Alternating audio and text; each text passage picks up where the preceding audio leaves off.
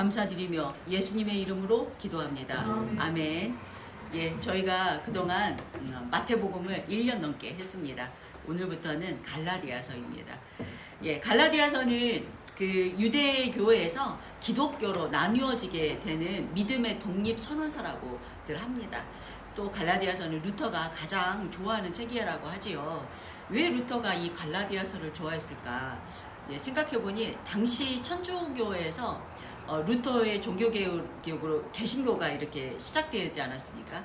근데 천주교 교리가 행함으로 구원을 얻는다는 것입니다. 지금도 그렇죠.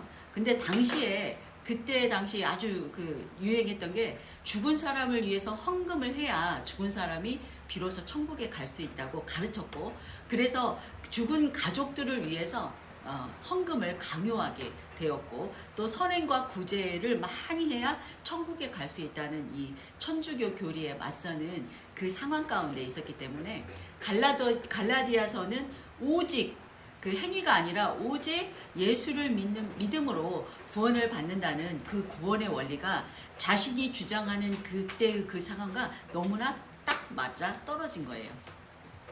그래서 이 갈라디아서는 잘 알려진 것처럼 소로마서, 작은 로마서라고 합니다. 그만큼 구원에 관한 중요한 본질이 담겨 있습니다. 갈라디아서는 구원에 이르는 복음이 무엇인지를 명확하게 말해주고 있는 책이라고 하겠습니다. 오늘부터 갈라디아서를 함께 나누는 동안 저와 여러분에게 진정한 구원의 길을 깊이 깨달아지는 은혜가 있으시기를 주님의 이름으로 축원드립니다. 아멘. 예, 갈라디아 지역은, 갈라디아라는 거는 우리가 말하는 이렇게 대전 한 지역, 부산 한 지역, 이런 개별적인 한 도시의 지역이 아니라 충청도 안에 포함한 여러 지역이 있지요. 또 강원도 하면 그 안에 포함한 이렇게 주어져 있듯이 터키 중남부에 해당하는 여러 도시를 포괄하는 큰 지역을 말합니다. 사도 바울이 1차 전도 여행에서 이제 복음을 전하고 그 교회를 세웠던 지역의 대부분이 바로 이 갈라디아 지역입니다. 뭐 더베, 이고니온, 비시디 안디옥, 뭐 루스드라 등의 지역이 있습니다. 그곳은 그 수리아 안디옥에서 바울과 바나바가 안디옥 교회에서 파송을 받아서 전도 여행을 하면서 전도를 했는데, 거기는 복음을 너무 잘 받아들였던 지역이었다고 합니다. 이 지역의 이방인들이 주로 그 복음을 받아들였는데, 그 지역의 로마의 그 문란한 그 문화에서 이 깨끗한 기독교가 너무 좋아서 이미 복음을 받아들일 준비가 되어 있었던 것처럼 복음을 전할 때마다 거기 있는 사람들이 복음을 잘 받아들이고, 예, 그렇게 했다고 합니다. 그런 것들을 보고 유대인들이 분개했습니다. 그래서 사도 바울을 돌로 쳐서 맞아 죽을 뻔했지요. 그렇지만 그 사도 바울은 그곳에서 목숨이 위험한데도 다시 그 지역으로 다시 들어갈 만큼 자신의 그 복음 전파하는데 아주 열정적이고 진심이었습니다. 복음을 그렇게 열심히 목숨이 위협받는데도 전했던 그곳인데, 바울이 지금 화가 나서 갈라디아 교회에 이 격분한 감정을 감추지 못하고 편지를 하고 있습니다. 사도 바울이 갈라디아 교회의 격한 마음으로 편지를 하게 된 이유는 그곳에 거짓 교사들이 전하는 다른 복음을 듣고 그로 인해서 갈라디아 교인들이 변질되고 있다는 소식에 화가 나고 또 마음이 격분하여서 다른 복음에서 떠나라는 호소와 함께 분명하게 다른 복음이 무엇인지, 또 바른 복음이 무엇인지를 써내려간 것입니다. 6장 6절을 보십시오. 6절을 보시면 그리스도의 은혜로 너희를 부르신 이를 이같이 속기 떠나 다른 복음을 따르는 것을 내가 이상하게 여기노라, 이렇게 바로 얘기하고 있습니다. 영광이 그에게 세세토록 있을지어다. 이 다음에 그 바울의 서신서는 항상 너희가 이같이 믿음 생활을 잘하는 것에 나는 감사를 이렇게 보내노라. 갈라디아서나 고린도 전후서나 이런 이게 서신서에 보면은 인사말에 대해서 좀 길게 쓰는 경향이 있었는데 이 갈라디아서에는 그런 인사말조차 생략하고 바로 너희가 이같이 속기 따라 다른 복음을 따르는 것을 내가 이상하게 여긴다. 그리고 이어서 8절과 9절에서 보면은 다른 복음을 전하는 이들은 저주를 받을지어다 하고 2번이나 얘기하고 있습니다. 이렇게 직격탄을 날릴 만큼 격분했다고 말하고 있습니다. 그러면 이 바울이 전한 바른 복음이 무엇일고 또 그 거짓 교사들이 전한 다른 복음은 무엇일까 우리가 알고 가야 되겠죠. 먼저 바울이 전한 바른 복음입니다. 갈라디아서 1절과 4절의 말씀입니다. 제가 읽어드리겠습니다. 사람들에게서 난 것도 아니요 사람으로 말미암은 것도 아니요 오직 예수 그리스도와 그를 죽은 자 가운데 살리신 하나님 아버지로 말미암았다고 합니다. 그리고 4절에서는 그리스도께서 하나님 곧 우리 아버지의 뜻에 따라 이 악한 세대에서 우리를 건지시려고 우리 죄를 대속하기 위하여 자기 몸을 주셨으니 하고 말하고 있습니다. 사도 바울이 전하는 복음은 바로 이것입니다. 복음은 오직 예수 그리스도이신데 그분이 죽은 자 가운데서 다시 살아나신 분이라는 것입니다. 부활의 예수님을 전하는 것이 바로 바른 복음입니다. 그 그리스도가 이 악한 세대에서 우리를 구원하시기 위해서 건지시려고 우리 죄를 대신 대속해서 자기 몸을 들여서 죽으셨고 또 다시 부활했다는 것이 바로 그 바울이 전한 바른 복음입니다. 그 예수로 말미암아 우리 또한 다시 살아나는 구원의 은혜를 얻은 것이 바로 바른 복음이라는 것이죠. 오직 예수 그리스도만으로 구원을 받는 것이 바른 복음입니다. 다른 복음은 없습니다. 그러면 갈라디아 교회에 거짓 교사들이 전한 다른 복음은 무엇일까? 갈라디아서 1장에서는 쭉 내려서 봐도 다른 복음에 대한 설명은 나오지 않습니다. 그러나 2장을 보면은 2장에서 나옵니다. 율법의 대표격인 할례를 행하고 있다고 합니다. 갈라디아 교인들이 그 율법을 지키는 것이라고 말하고 있지요. 할례를 행하고 율법을 지키는 사람들은 누구입니까? 바로 유대인들입니다. 하나님의 택한 백성인 유대인들이 그 할례를 행하고 율법을 지키고 있지요. 근데 이제 저희가 생각해 보면은 메시아인 예수 그리스도도 믿고 또 하나님이 주신 율법도 잘 지켜서 이렇게 거룩하게 우리의 생활도 이렇게 지키는 것이 정말 더 잘 구원받을 것 같은 우리를 미혹되는 그런 말처럼 들리지 않습니까? 뭔가 거룩하게 주일도 지켜서 예배도 드리고 또 기도도 거룩하게 매일매일 드리고 하는 것이 이렇게 하나님의 명하신 율법이잖아요. 이런 것을 다 지켜 행하면은 더 잘 구원받을 것 같은 그런 것이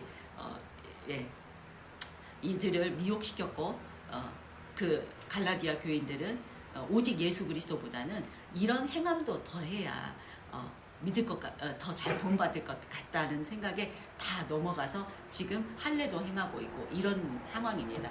실제로 우리가 모든 율법을 하나도 빼놓지 않고 또 다 지키고 죄의 어떤 티끌만한 것도 짓지 않으면 구원받을 수 있을까요?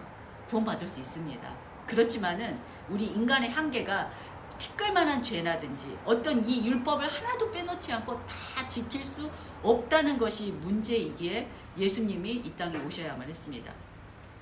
태어난 사람 중에 예수님 외에는 우리가 죄에서 자유로울 수 있는 사람은 단 한 사람도 없다는 것입니다.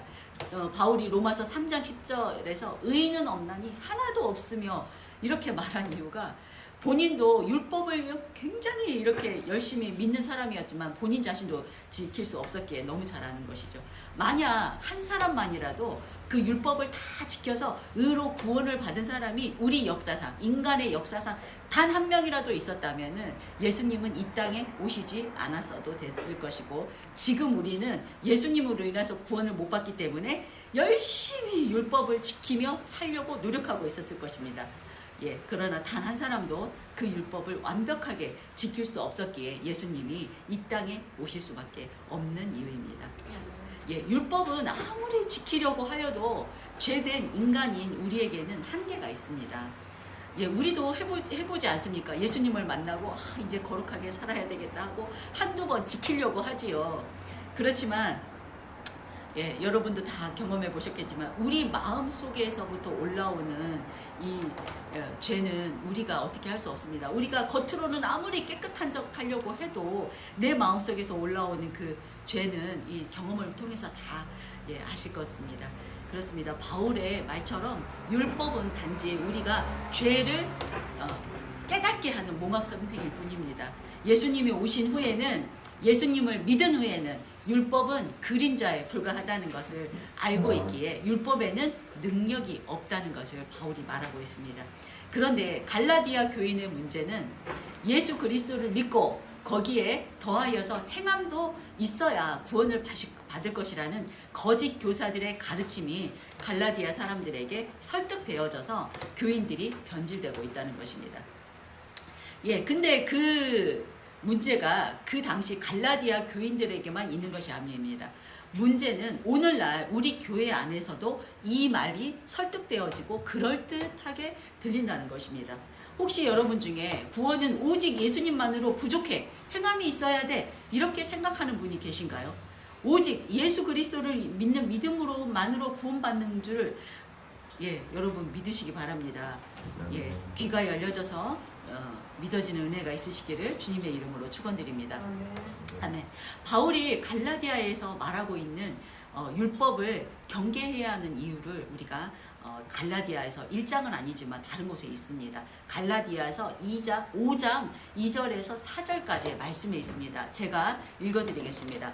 보라, 나 바울은 너희에게 말하노니 너희가 만일 할례를 받으면 그리스도께서 너희에게 아무 유익이 없으리라. 내가 할례를 받는 각 사람에게 다시 증언하노니 그는 율법 전체를 행할 의무를 가진 자라. 율법 안에서 의롭다함을 얻으려 하는 너희는 그리스도에게서 끊어지고 은혜에서 떨어진 자로다. 아멘.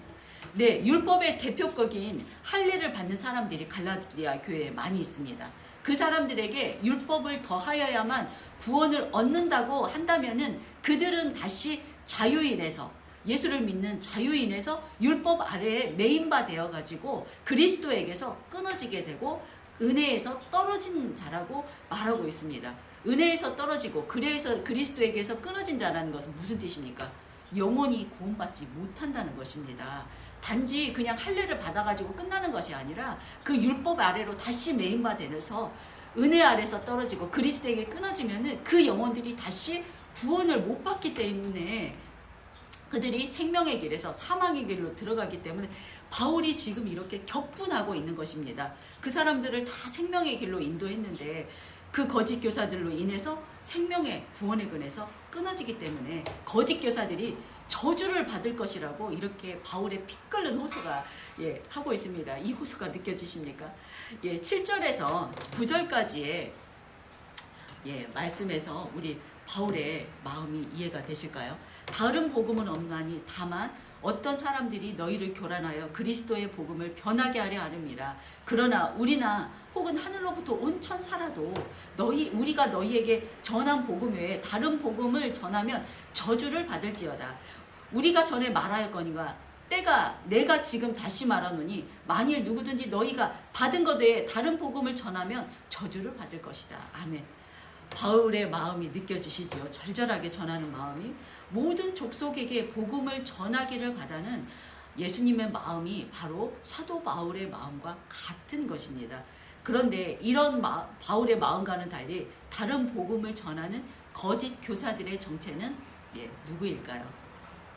초기 그리스도 공동체 안에는 유대인들 중에서 기독교로 개종한 사람들이 많았다고 합니다. 사도행전에 보면은 그 그리스도인으로 개종한 유대인들이 아주 날로 더하여졌다고 3,000명, 5,000명 이렇게 계속 더한다고 나오죠. 그 중에 유대인들이 굉장히 많았습니다. 그 중에는 대제사장들도 그리스도를 믿는 사람들이 많아졌다고 나옵니다.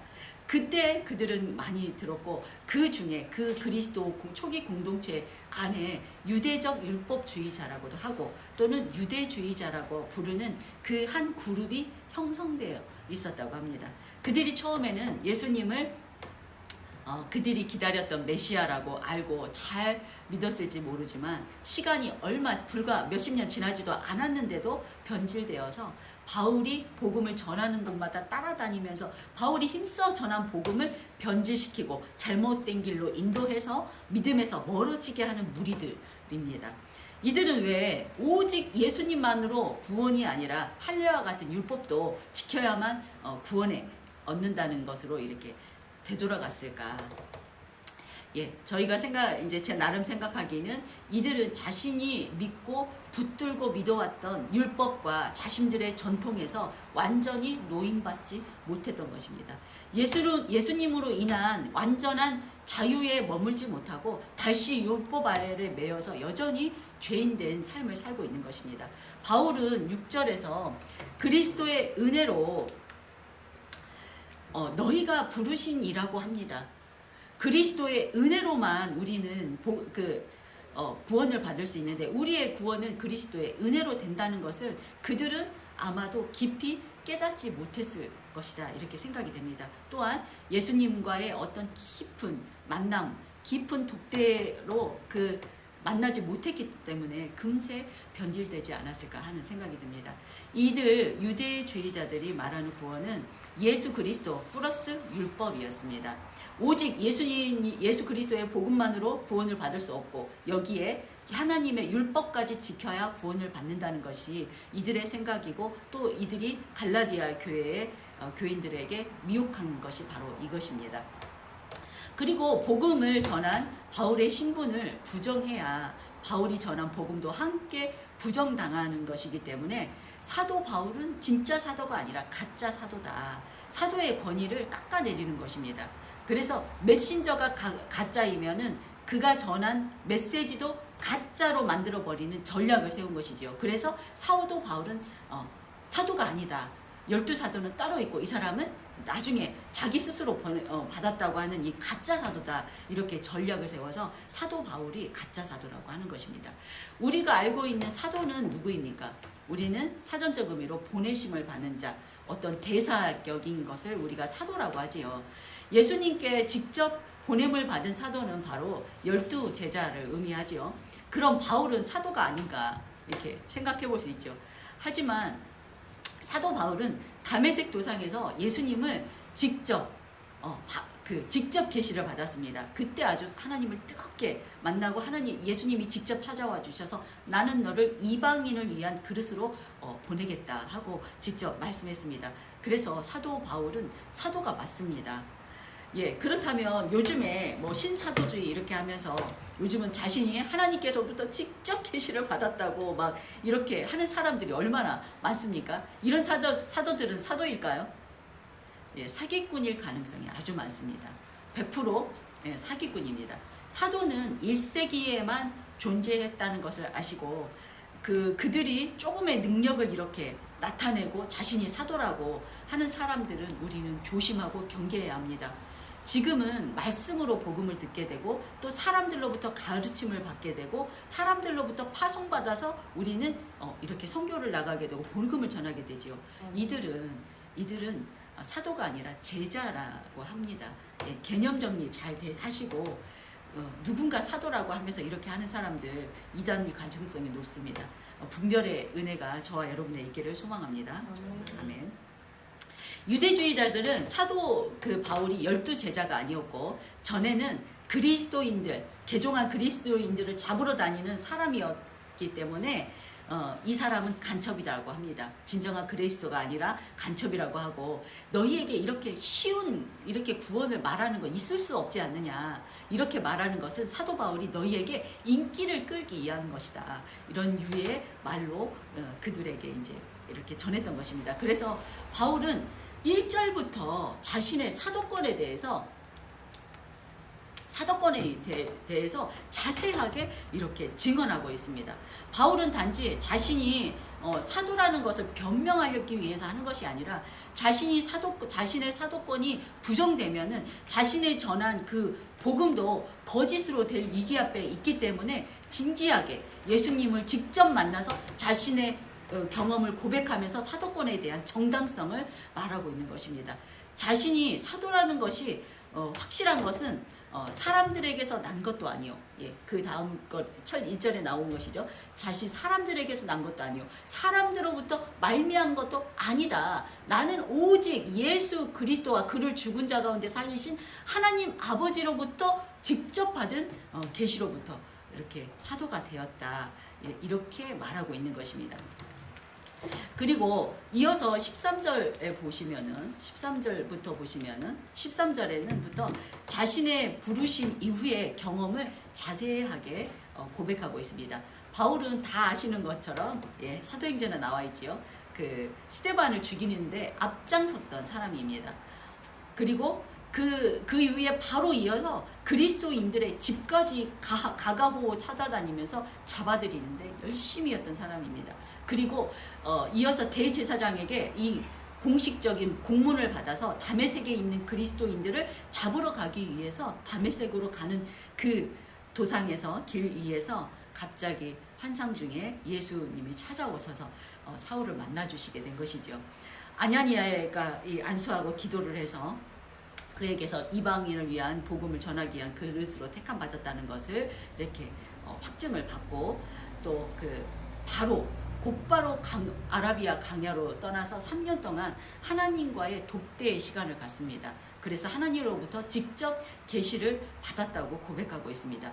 예수님과 공생의 3년의 기간은 없었지만 12제자와 같이 아라비아 광야의 시내산에서 3년 동안 예수님으로부터 직접 계시를 받은 것입니다. 아마도 이 기간 동안 예수님과의 깊은 만남으로 이 복음의 진리를 정수를 깨달아 알게 된 시간일 것으로 여겨집니다. 바울은 1차 전도여행을 하는 그 기간이 40몇 년이죠. 45년에서 48년이라고 하지요. 근데 그때는 복음서가 아무것도 나오지 않은 시기입니다. 그리고 제자들과는 나중에 예루살렘에서 15일 정도 만났다고 하고 그 베드로와 또 야고보밖에 만났다고 못하지요. 가르침을 받은 것이 아닙니다. 이 사람이 예루살렘에 갔을 때 그 제자들은 무서워서 간첩으로 왔을까 싶어서 무서워서 피해 다녔지 그 사도 바울과 친하게 지내려고 했던 사람들이 아닙니다. 그렇기 때문에 그가 이 복음의 깊이를 깊게 깨달은 것은 그 복음의 본질은 바로 그가 정통하고 있던 구약의 말씀과 또 그 예수님이 직접 만나 주심으로 인해서 이 깊은 통찰로 깨닫게 계시를 받고 깨닫게 된 것입니다. 그랬기 때문에 바울은 12사도들에게 가르침을 따로 받지 않아서 아마 그 제자라고 부르기는 그렇고 직접 하나님의 계시를 받은 사도 바울이다 이렇게 말하고 있는 것입니다. 구약에서 말하고 있는 오실 메시아는 바로 예수 그리스도라는 그 열쇠를 만남으로 인해서 자신이 그동안 그토록 지키려 했고 그렇게 열심히 했던 구약의 율법은 그림자에 불과하구나. 그림자가 되어버렸기에 진짜인 예수 그리스도만으로 구원은 충분하다라는 놀라운 복음을 깨닫게 되고 모든 서신서에 그 사상이 다 들어가 있습니다. 그 3년 만에 다메섹으로 가서 복음은 전했지만 유대인들이 죽이려고 하죠. 왜냐하면 갑자기 변해가지고 그리스도의 복음을 전하니까 유대인들이 또 이 바울을 죽이려고 합니다. 그래서 그 성에서 바구니를 타고 탈출해가지고 예루살렘으로 왔습니다. 이 제자들을 사귀려고 했는데 그를 두려워서 피하니까 제자들을 믿지 않았다고 하지요. 그래서 거기에서는 누가 변명을 해주죠? 바나바가 바울이 길가에서 예수님을 만난 사연을 얘기하고 그리고 거기서 바울은 또 복음을 전하려고 합니다. 아마 그 사도행전 9장쯤 이쪽 저쪽 해가지고 이 바울의 얘기가 자세하게 나옵니다. 전하지만 유대인들이 또 이 사도 바울을 죽이려고 해서 급하게 피신해서 가이사라에서 배를 타고 자신의 고향인 다소로 가게 됐던 것입니다. 네, 21절과 24절 보겠습니다. 제가 읽어드릴게요. 그 후에 내가 수리아와 길리게아 지방에 이르렀으나 그리스도 안에 있는 유대의 교회들이 나를 얼굴로는 알지 못하고 다만 우리를 박해하던 자가 전에 멸하던 그 믿음을 지금 전한다 함을 듣고 나로 말미암아 하나님께 영광을 돌리니라. 아멘. 예, 수리아 안디옥입니다. 수리아라는 것은. 그리고 길리기아라는 것은 길리기아 지역을 말하고 있지요. 길리기아 수도는 다소입니다. 바로 바울의 고향이지요. 그곳에서도 바울은 가만히 있지 않고 계속해서 복음을 전하고 있었습니다. 그렇기에 지금 그렇게 전에는 우리를 박해하던 자가 전에 멸하려던 그 믿음을 지금 전한다 함을 듣고 이렇게 나옵니다. 그러니까 바울은 다소에서 7년인지 아니면 10년의 기간이 정확하지 않지만 바울이 자신의 고향에서 계속해서 이 복음을 전했고 그 믿음에 박해하던 사람이 그 복음을 전한다는 그 사람의 그 저기를 듣고 사람들이 그 얼굴을 보지 않고도 그 사람들이 믿음이 굳건하여지고 믿는 사람이 늘어났다는 뜻입니다. 예, 바울은 한시도 쉬지 않고 어느 곳에 있든지 죽음의 위협에서도 담대하게 복음을 계속 전하고 있었습니다. 예, 복음에 대한 열정이 대단합니다. 예수님을 만나면 그 마음에 그 복음을 전하지 않고는 견딜 수가 없는 것입니다. 예, 예레미야도 그랬고, 예, 하나님을 만나고 그랬고, 이 복음을 전하는 사람 모든 사도들 제자들도 다 만나면 이렇게 복음을 전하지 않고는 견딜 수가 없는 것입니다. 사도 바울의 그 열정이 지금 저와 여러분의 열정이 되기를 주님의 이름으로 축원드립니다. 아멘. 아멘. 정리하겠습니다. 갈라디아서 1장에서 사도 바울이 갈라디아서를 쓰게 된 배경과 또 거짓 교사들이 전파하는 다른 복음에 대한 설명이 이제는 이해가 어느 정도 되셨지요. 이제는 바울이 전하는 바른 복음에 대해서 우리는 명확하게 알아야 합니다. 그래서 오늘부터 저와 여러분은 바울이 전한 이 바른 복음을 명확하게 알고 이 바른 복음을 전하겠지요. 다른 복음이라는 것은 제2의 복음도 아니고 그저 왜곡된 복음입니다. 구원을 받는 바른 복음은 단 하나의 복음만 있을 뿐입니다. 그것은 바로 예수 그리스도의 은혜로 받은 것이고 값없이 받는 것입니다. 나의 공로 없이 그냥 받은 것입니다. 나의 인격이나 또는 높은 도덕성이나 또 윤리나 철학으로 구원에 무엇인가에 내가 이게 기여해서 받았다고 한다면은 값없는 은혜의 복음이 아닐 것입니다. 바른 복음은 우리가 우리의 죄를 위해 자신을 내어주셔서 십자가에 죽으시고 다시 부활하신 것을 증언하는 것이 바로 바른 복음이고 단지 이것을 우리는 믿는 것이 우리의 전부인 것입니다. 복음을 전하는 자가 대단한 능력이나 위엄이나 권위가 있어서 있기 때문에 그가 복음을 전하는 것이 진짜 복음이 되는 것이 아니라 복음 안에는 복음의 능력이 있어서 복음 그 자체로 전해지는 것이 진정한 복음이기 때문에 전하는 사람에 의해서 복음이 판단되어지거나 변해서는 안 되는 것입니다. 그렇기 때문에 우리들은 복음이 예수 그리스도의 값없는 은혜만이 아니라 다른 무엇도 필요하다고 전하는 사람은 거부해야 하고 거절해야 한다는 뜻입니다. 요즘같이 이단이 많고 사이비가 많은 시대에 잘 분별하시기를 바랍니다. 네, 유대인 중에 유대인이었고 스스로 바리새인이라 칭했던 바울이 처음에는 율법 신봉자였는데 오직 예수 그리스도를 믿는 믿음만으로 구원을 얻는다고 지금 말하고 있습니다. 바울이 전한 복음은 사람의 뜻에 따른 것도 아니고 사람에게서 받은 것도 아니고 오직 예수 그리스도의 계시로 말미암은 것이라고 말하고 있습니다. 처음 그는 율법을 신봉하고 그 율법에 따라서 자신의 힘으로 그리스도인들을 핍박하고 멸하러 다녔습니다. 그러나 하나님의 주도하에 택정함을 받아서 부르심을 받았습니다. 그동안 그가 율법에 따라서 그 행한 열심이었던 행위들은 하나님에서 긍휼과 자비를 받을 만한 행동이 아니었습니다. 그렇지만 그냥 하나님의 은혜로 주님의 온전한 은혜로 부르심을 받게 되고 계시를 받았던 것입니다. 그렇기 때문에 우리가 여기서 알 수 있는 것은 자신의 행위로 인한 것이 아니라 하나님의 주도적인 역사이기에 자신의 행위로 받은 구원에는 공로가 없다는 것을 분명히 아시기 바랍니다. 이것이 바로 사도 바울이 증거하는 바른 복음입니다. 우리의 공로 없이 구원 받았기에 저와 여러분은 구원의 빚진 자들입니다. 거저 받았기에 우리는 거저 주는 것이 맞습니다. 예. 바울이 다메섹에서 예수님을 직접 만나고 이방인을 위한 그릇으로 부름을 받아서 아라비아 광야에서 하나님으로부터 직접 계시를 받은 이 사도의 결론은 자신은 유대인 중에 유대인으로 열심이었지만 죄에서 벗어날 수 없었으나 예수님을 만나고 사도 바울은 변화되었습니다. 율법으로는 사람이 변화될 수 없습니다.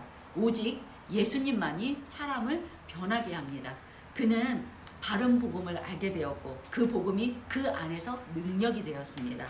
저와 여러분도 바울과 같은 바른 복음이신 예수님을 만나 변화되어서 능력 있는 삶으로 주님을 기쁘시게 하는 삶이 다 되시기를 주님의 이름으로 축원드립니다. 네, 이 시간 다 같이 입술을 열어서 기도하고 결단의 기도를 하고 복원하겠습니다. 하나님 감사합니다.